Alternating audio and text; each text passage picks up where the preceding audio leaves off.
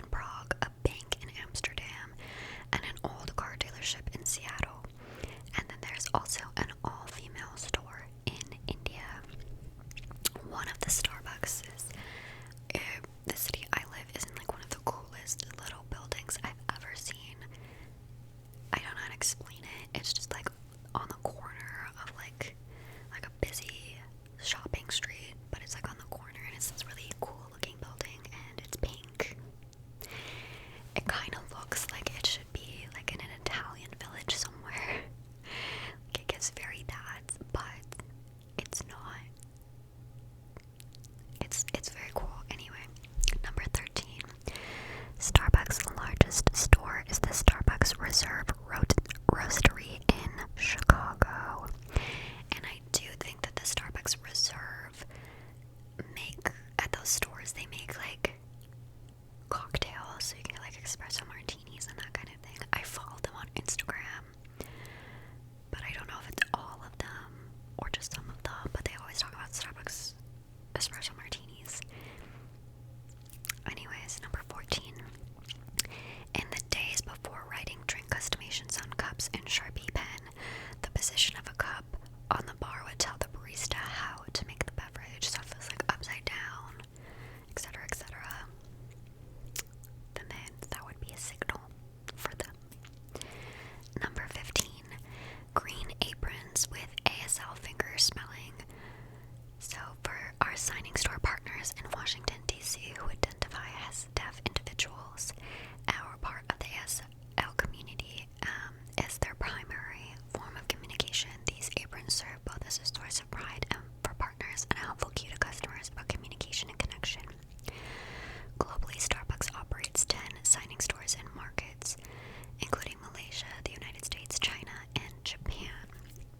So what I'm gathering from reading that, I felt like I sort of didn't make sense, but if they have, like, I don't know what it is, it might be like they have like a ASL little thing embroidered on their apron, and then that means that's how they communicate, but I'm assuming that they communicate like that so that other deaf people that go into the store can like communicate with them and they can all get coffee, and I think that's fucking adorable.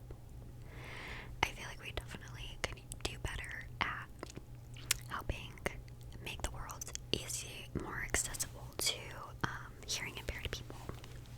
Anyways, number 16.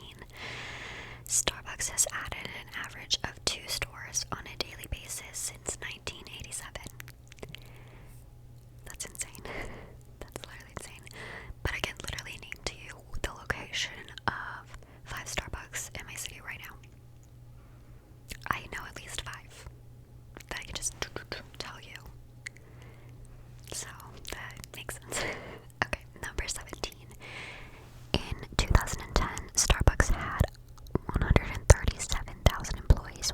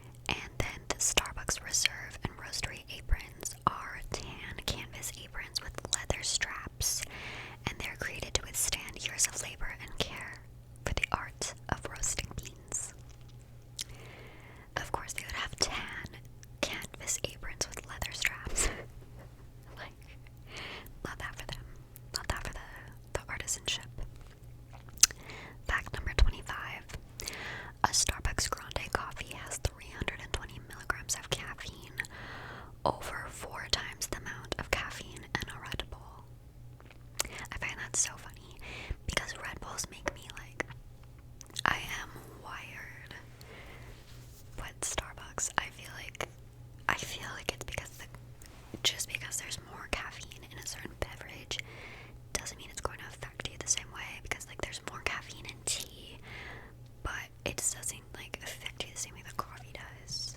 So I'm assuming that the sugar in the Red Bull like makes that even higher. It's a whole thing. I don't know what I'm talking about. And maybe they're talking about the little cans, not the big cans. I don't know. Number 26. Starbucks spends more on healthcare insurance for its employees than on coffee beans. Number 27. Starbucks uses over 93 million gallons of milk per year. That's enough to fill 155 Olympic-sized swimming pools. Yeah, it's a lot of milk. Number 28. Starbucks uses 2.3 billion paper cups per year,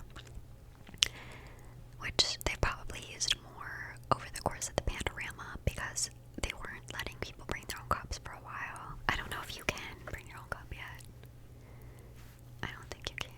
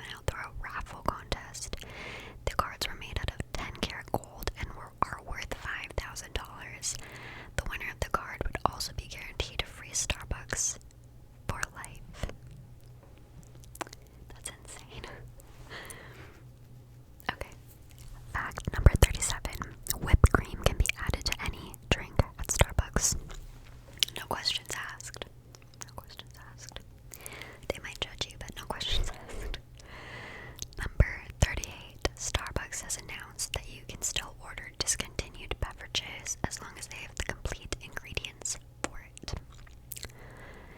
Number 39. Starbucks has a 10-minute rule. The 10-minute rule states that baristas may begin to serve customers 10 minutes before opening. It also states that baristas are still required to serve any customers up to 10 minutes after their posted closing time. Very interesting. Makes sense, honestly. Number 40. Each city has its own special Starbucks mug. The designs for Starbucks City mugs are all different depending on which city you are currently in. No two cities will have the same design, and each mug will only be available in their respective location. Fact number 41. Manhattan has over 250 Starbucks locations. 250. Number 42. The pumpkin spiced latte was made by an athlete. The famed Starbucks seasonal drink we know was created by Espresso America's director Pete Dukes. In 2003, Starbucks found that pumpkin pie drinks ranked just behind caramel and chocolate in sales. This statistic, as well as the seasonal timing for fall, led to the creation of the pumpkin spice latte. Once the drink was introduced, it became well known among women. Dukes gets credit for his creation by having his photo included in a pumpkin spice latte mural near Starbucks' headquarters. Number 43. If you are not familiar with Starbucks' extensive menu, not all frappuccinos are made cream-based. However, those with caffeine sensitivities or preferences can ask for their frappuccinos to be made with cream instead of a coffee base. Number 44. We are all very familiar with Starbucks signature sizes Tall, Grande, and Venti. However, two more sizes are not displayed on the menu. The first is the Trenta, which we've talked about, and it's a 31-ounce cup that is bigger than the Venti cup. The second is called Short, and it holds 8 ounces of liquid, which is like the original size that they sold at the store. Number 45. CIA members have their own Starbucks store. At this particular Starbucks branch, the store is kept hidden from the public, and only members of the CIA know of its location. Here, all baristas go through heavy background checks and interviews. Additionally, they must be escorted by a member of the agency when leaving work. This Starbucks location also does not take names for orders. I love it. That's hardcore, man. But also for some reason it's giving me major Get Smart vibes. Number 46. The famous mermaid we see on the Starbucks logo didn't always look how it does now. The original concept of the logo showed the